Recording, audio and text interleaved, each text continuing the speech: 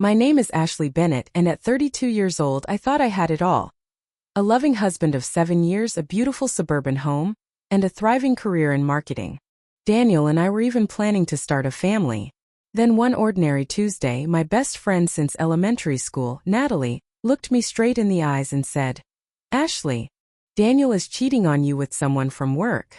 What Natalie didn't know when she dropped that bomb was that her helpful revelation would uncover something far more devastating than an affair. Before I continue this story, let me know where you're watching from in the comments, and don't forget to hit like and subscribe if you want more real-life stories about friendship, betrayal, and the strength it takes to rebuild your life. Daniel and I met during our sophomore year of college. We were both taking the same economics class, and he asked to borrow my notes after he missed a lecture due to the flu. What started as study sessions quickly blossomed into coffee dates, movie nights, and eventually love. We dated for 3 years before he proposed on a sunset beach in California. The wedding was small but perfect, and for 7 years, our marriage had been everything I dreamed of. Our life together had a comfortable rhythm. Monday through Friday, we pursued our careers, me climbing the ladder at a digital marketing agency, Daniel developing software at a growing tech company. Weekends were for us. Saturday brunches at our favorite local cafe, afternoon walks in the park, and Sunday game nights with Natalie and her husband Jason. The four of us had been inseparable for years. Natalie and I had been best friends since we were 8 years old, sharing everything from first crushes to college applications to being each other's maids of honor. My professional life was thriving too. Just 2 months ago, I'd received a promotion to senior marketing director, overseeing a team of 12 people. Daniel had celebrated by surprising me with a weekend getaway to a luxury spa resort. He'd always been my biggest cheerleader, just as I'd supported him through the stressful launch of his company's new software platform last year. We had plans and dreams. Our 5-year plan included starting a family, something we decided to begin trying for in the next few months. We'd already converted the spare bedroom into a home office that could easily transition into a nursery when the time came. During our conversations about having children, Daniel would get this soft look in his eyes that made me fall in love with him all over again. Our 7th anniversary had been just 3 weeks ago. Our weekly calls shortened to quick check-ins, and during our group gatherings she seemed distracted, often checking her phone or staring off into space. When I asked if everything was okay, she'd smile tightly and say she was just stressed about work. The real estate market was competitive, and as an agent, Natalie's income depended on her sales. Looking back, I should have noticed how she occasionally made odd comments about marriage and loyalty. Once, while watching a movie where a character discovered her husband's affair, Natalie remarked, "Most men can't be trusted when temptation presents itself." When I disagreed, pointing to Daniel as an example of a faithful husband, she'd given me a strange look and changed the subject. But I noticed how Natalie barely spoke to Daniel, and when she did, her tone was clipped. When I helped her bring dessert plates from the kitchen, I asked again if something was bothering her. "I'm just thinking about some things," she said vaguely. "How are you and Daniel doing?" "Really doing?" "We're great," I'd replied, confused by her persistent questioning. "Why do you keep asking that?" She'd shrugged and carried the plates outside, leaving me with a strange feeling I couldn't quite identify. If only I'd pushed harder for answers then. Perhaps I could have been prepared for what was coming. The morning Natalie told me about Daniel's alleged affair started like any other Tuesday. I had an early client meeting, so I left home while Daniel was still in the shower. Around noon, I received a text from Natalie asking if we could meet for coffee after work. Something in her tone seemed urgent, so I agreed, rescheduling a dentist appointment to make it work. Café Bleu had been our meeting spot since it opened 3 years ago. The owner, an elderly French woman named Monique, knew our usual orders by heart. When I arrived, Natalie was already there, sitting at our favorite corner table with 2 steaming mugs. The moment I saw her face, I knew something was wrong. Her usual warm smile was replaced by a grim expression, and she was fidgeting with her napkin, tearing it into tiny pieces. "What's going on?" I asked as I slid into the chair across from her. "You look like someone died." Natalie took a deep breath, her eyes not quite meeting mine. "Ashley, there's something I need to tell you, and it's going to hurt." I've been debating whether to say anything for weeks, but I can't keep this from you anymore. You're my best friend. My stomach tightened as she reached across the table to hold my hand. The gesture, meant to be comforting, only intensified my anxiety. It's about Daniel, she continued, her voice dropping to just above a whisper. He's having an affair with someone from his office. A woman named Cassandra Palmer. The name was vaguely familiar. Daniel had mentioned her in passing as a new project manager, hired a few months ago. My mind struggled to process Natalie's words, rejecting them outright. That's impossible, I said, pulling my hand away. Daniel would never cheat on me. You've known him for almost as long as I have. Natalie's expression hardened slightly. I didn't want to believe it either, but I've seen them together, Ashley. Twice at that little Italian restaurant across town. The one that's way too far from his office to make sense for a lunch break. They were holding hands across the table. The second time, I saw them kiss goodbye in the parking lot. The cafe suddenly felt too warm, too crowded. The cappuccino I'd been looking forward to now made me nauseous. I have photos, Natalie added, though she made no move to show me. I didn't bring them because I didn't want to hurt you more than necessary. But I couldn't keep this from you any longer. You deserve to know the truth. Why would he do this? I whispered, more to myself than to Natalie. Tears blurred my vision as the possibility that my husband, my Daniel, could betray me became harder to dismiss. Natalie squeezed my hand again. Men like Daniel, successful, handsome, they often think they can have it all. The loving wife at home and the excitement of someone new. Cassandra is younger. Isn't she? 29 or so. I nodded numbly, recalling Daniel mentioning that the new project manager had recently graduated with her MBA. I need a minute, I managed to say before rushing to the bathroom. Once inside a stall, I pulled out my phone with trembling hands and called my sister Jennifer. Jen, I need you, I sobbed when she answered. Natalie just told me Daniel is having an affair with someone from work. Slow down, Jennifer said, her voice steady and rational as always. What evidence does she have? She says she saw them together kissing. That she has photos. Did she show you these photos? No, she didn't bring them. Jennifer was quiet for a moment. Ashley crossed her face. Of course. I'll send them tonight. I need to make sure they're clear enough. The lighting wasn't great. The drive home was a blur. I passed the park where Daniel had taught me to roller skate 3 summers ago, the movie theater where we still had regular date nights, the grocery store where we bumped carts into each other while shopping on separate lists, turning a chore into a game. Every landmark held memories now tinged with doubt. By the time I pulled into our driveway, I had made a decision. Jennifer was right, I needed proof before confronting Daniel. If he was truly betraying our marriage, there would be evidence beyond Natalie's word. And I would find it. The next morning, I called in sick to work for the first time in over a year. My boss, Laura, was concerned but understanding. Take all the time you need, she said. The Wilson account can wait until next week.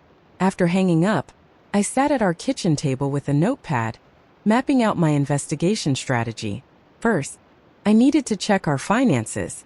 If Daniel was whining and dining another woman, money was being spent somewhere. I logged into our joint bank account and credit card portals, scanning the transactions from the past 3 months. Nothing stood out as suspicious, no unexplained cash withdrawals, no restaurant charges on nights he claimed to be working late, no mysterious phone numbers jotted down, no hotel keycards tucked away. That night, I lay awake until Daniel's breathing deepened into sleep. Carefully, I reached for his phone on the nightstand. We knew each other's passcodes, something we'd agreed to early in our marriage as a sign of transparency. The messages between him and Cassandra were purely professional, discussing project timelines and client feedback. No flirty texts, no meeting arrangements, not even any messages sent outside of normal business hours. So, the seed of doubt Natalie had planted continued to grow. What if they communicated through an app one didn't check? What if he had a second phone? What if the affair was so new there wasn't much evidence yet? By Thursday, I needed to talk to someone who wasn't emotionally involved. I suggested. Stephanie tilted her head, studying me. Can I ask something that might sound harsh? Is there any reason Natalie might want to cause problems between you and Daniel? What? No. She's my best friend. She loves us both. I'm not saying she's deliberately trying to hurt you. But is it possible she misunderstood something she saw? Or maybe. Stephanie hesitated. But if Daniel is cheating, I need to know. Then get professional help, Stephanie suggested. Hire a private investigator. Someone objective who can either confirm your fears or put them to rest. The idea seemed extreme, like something from a movie rather than real life. But the more I thought about it, the more sense it made. I couldn't keep searching for evidence myself without eventually arousing Daniel's suspicion.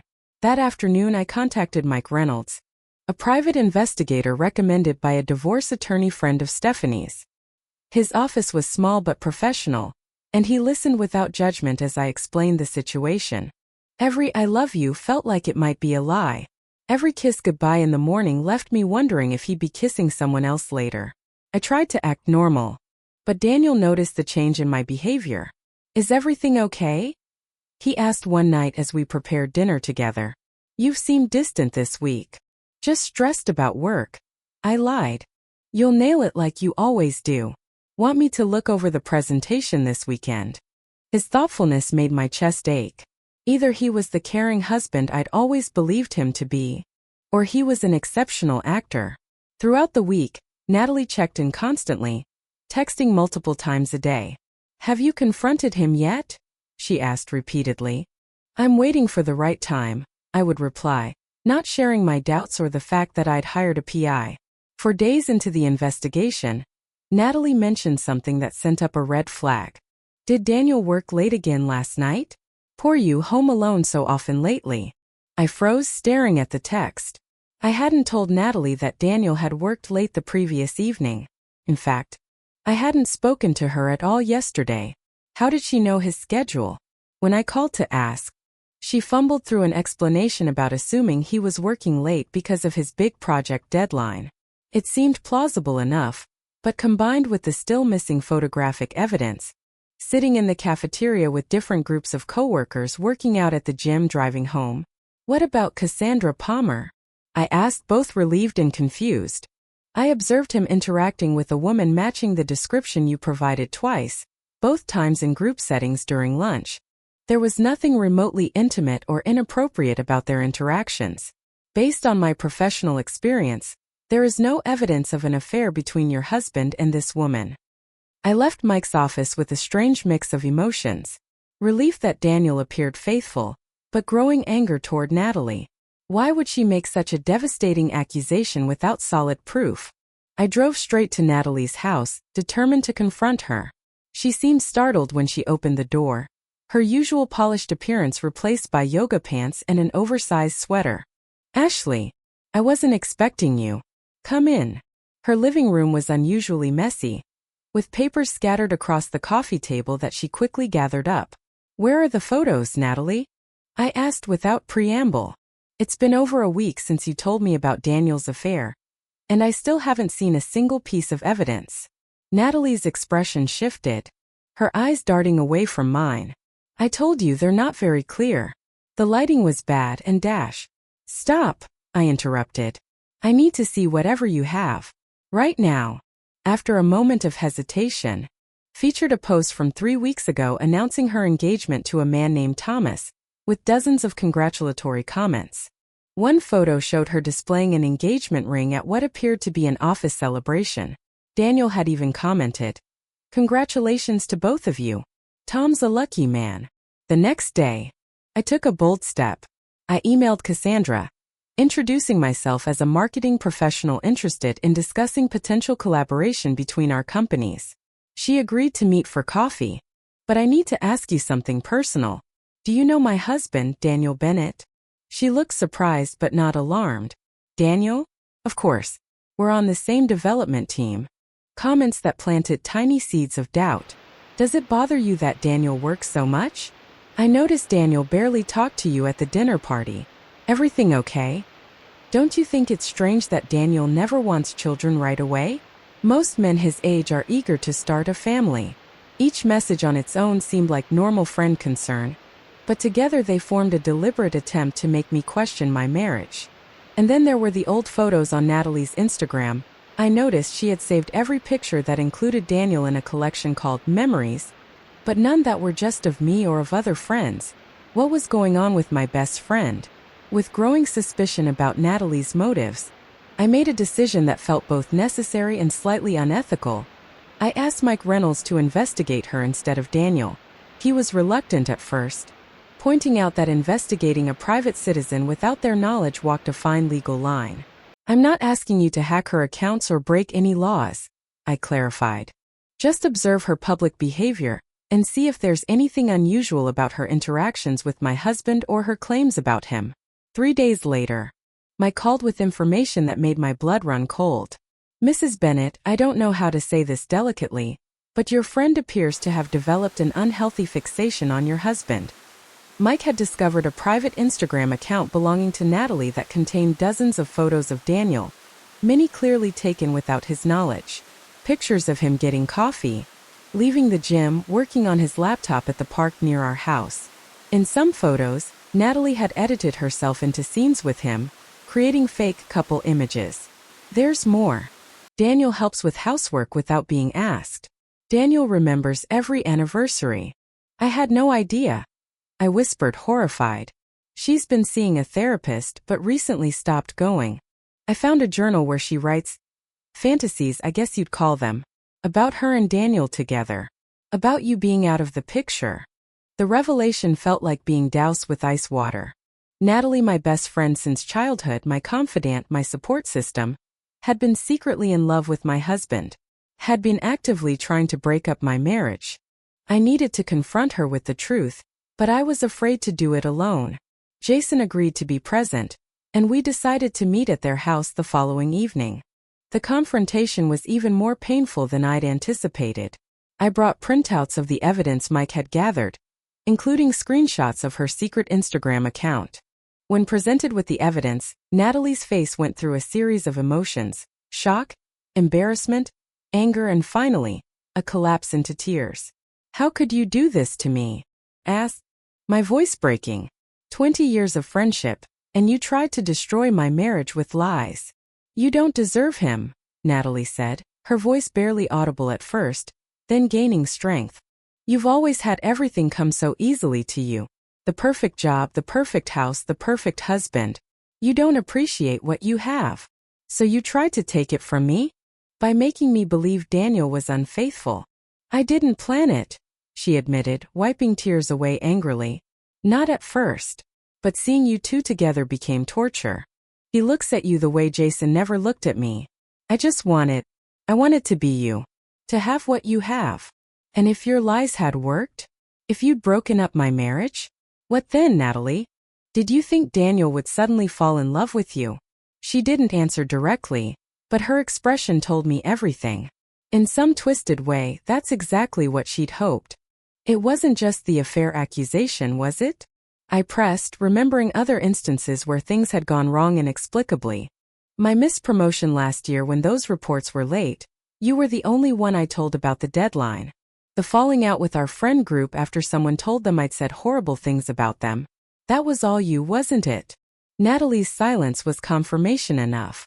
I deserve him more than you do, she finally said, her voice cold. I would appreciate him more.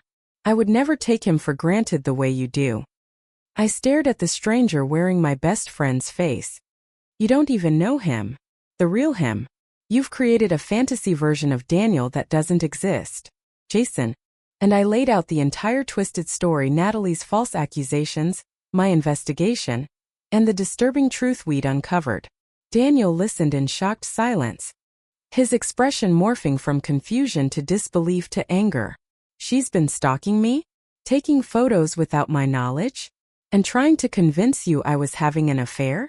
All because of some delusional fantasy. I'm so sorry I ever doubted you, I said, tears streaming down my face. Even for a moment. Daniel pulled me into his arms. You had every right to question things when someone you trusted made that kind of accusation. What matters is that you sought the truth instead of just accepting what she said. We decided immediately that Natalie needed to be completely cut from our lives. Daniel blocked her number on his phone that night, and I sent a brief, final text. Please do not contact either of us again. For a few days, it seemed like Natalie might respect our boundaries. Then the escalation began. She sent emails from new addresses when her primary one was blocked. She left voicemails from unlisted numbers. Twice, I spotted her car parked across from our house. The breaking point came when she showed up at my workplace, causing a scene in the lobby that required security to escort her out. My boss, Laura, was understanding but concerned. "Ashley, you need to take legal action," she advised. "This behavior isn't going to stop on its own." The following day, I filed for a restraining order. Standing before a judge and describing my former best friend as someone I feared was surreal and heartbreaking.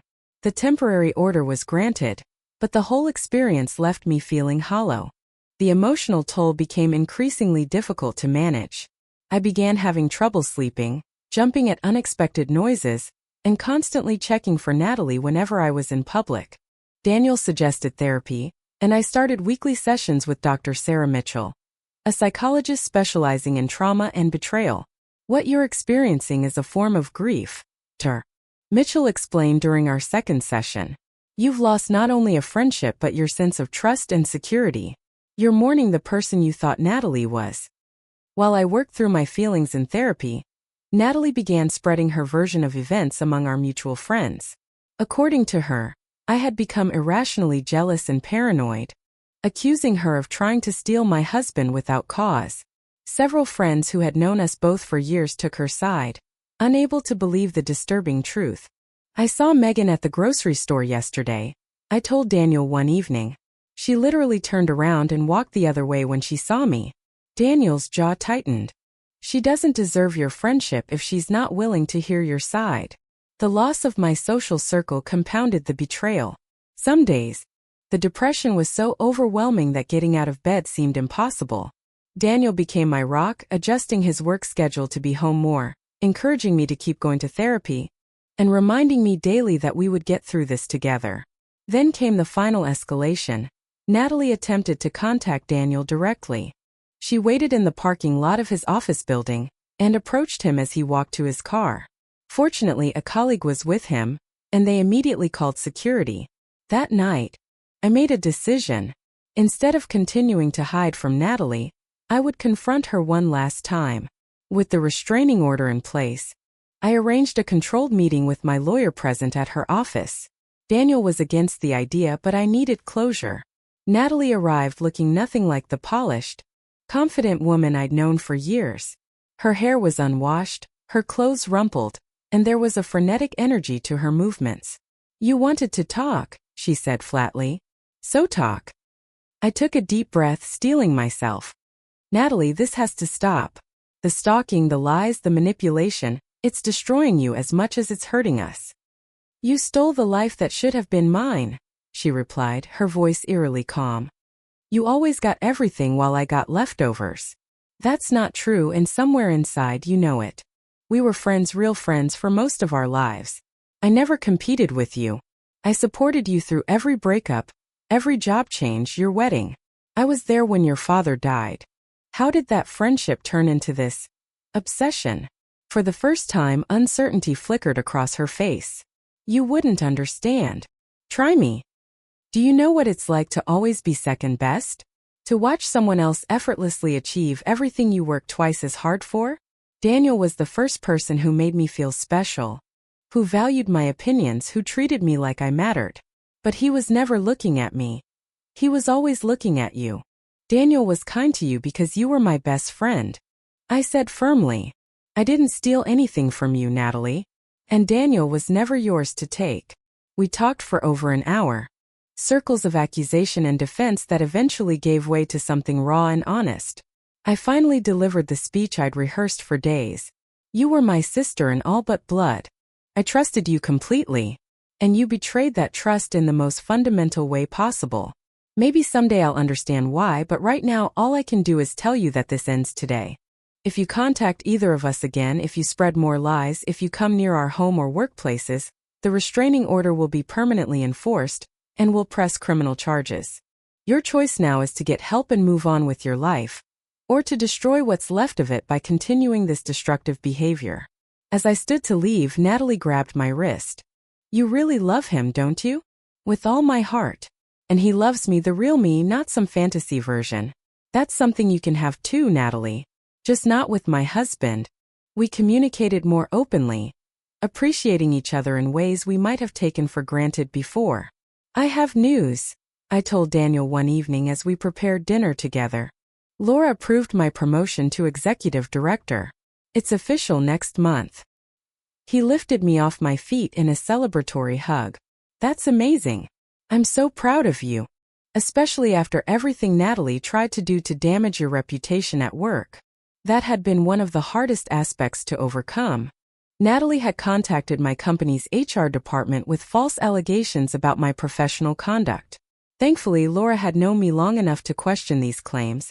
Others were gone for good, and I had made peace with that loss. Stephanie called today, I mentioned as we settled on the couch after dinner. She's hosting a barbecue next weekend and wanted to know if we're free. Daniel smiled. I like her. She was a good friend to you when you needed one most. We had also made new friends who had no connection to our past with Natalie, couples from Daniel's work, parents from the volunteer program we joined at the local elementary school. The holiday season was approaching, our first without Natalie in over 20 years. Instead of feeling sad, I found myself looking forward to creating new traditions. We planned a small gathering for Thanksgiving and booked a cabin in the mountains for Christmas week. Then, unexpectedly, a letter arrived with a Colorado postmark. I recognized Natalie's handwriting immediately and considered throwing it away unopened. After some thought, I decided to read it, with Daniel sitting supportively beside me. Ashley, it began. I've been working with my new therapist on making amends, though she's clear that you have every right not to forgive me, and that I should not expect or request a response. I want you to know that I now understand how deeply I hurt you. My obsession with your life with Daniel was never about either of you. It was about my own emptiness and insecurities that I refused to address. There is no excuse for what I did, and I'm not asking for forgiveness. I just want you to know that I'm getting help and working to ensure I never cause anyone such pain again. I wish you both all the happiness you deserve. It was signed simply Natalie, with no emotional manipulation or subtle guilt-tripping. A first in our long relationship. I folded the letter and put it back in the envelope. I don't think I'll respond, I said after a moment. Daniel nodded. You don't owe her anything. It's not about owing, I clarified. I just don't have anything to say yet. Maybe someday, but not now. Still, I'm glad she's getting help. That night, as we lay in bed, I reflected on the painful lessons this experience had taught me about friendship and betrayal. I had learned to recognize the warning signs of toxic friendship, the subtle undermining, the jealousy masked as concern, the way Natalie had gradually isolated me from other friends. I had learned that true friends celebrate your happiness rather than envying it, support your relationships rather than trying to sabotage them, and face their own issues rather than projecting them onto you. Most importantly, really? Even with everything that's happened this year. Because of everything that's happened, I corrected. Life is too short to put our dreams on hold because of fear. We've survived the worst kind of betrayal together. I think we can handle midnight feedings and diaper changes. As spring approached, bringing new beginnings and fresh possibilities, I found myself genuinely grateful for the painful journey we'd traveled. Not for Natalie's betrayal, but for the strength and wisdom that had emerged from that darkness. Sometimes, the most important people in our story aren't those who stay but those who teach us what we truly deserve, even if that lesson comes through their absence rather than their presence. If you've ever experienced a friendship betrayal, I hope my story helps you feel less alone. Have you ever had a friend who wasn't who they seemed to be? Share your experience in the comments below. And if this story resonated with you, please hit that like button and subscribe for more real-life stories about relationships, healing, and growth. Thank you for listening to my journey. And remember, sometimes losing someone toxic is the first step toward the life you truly deserve.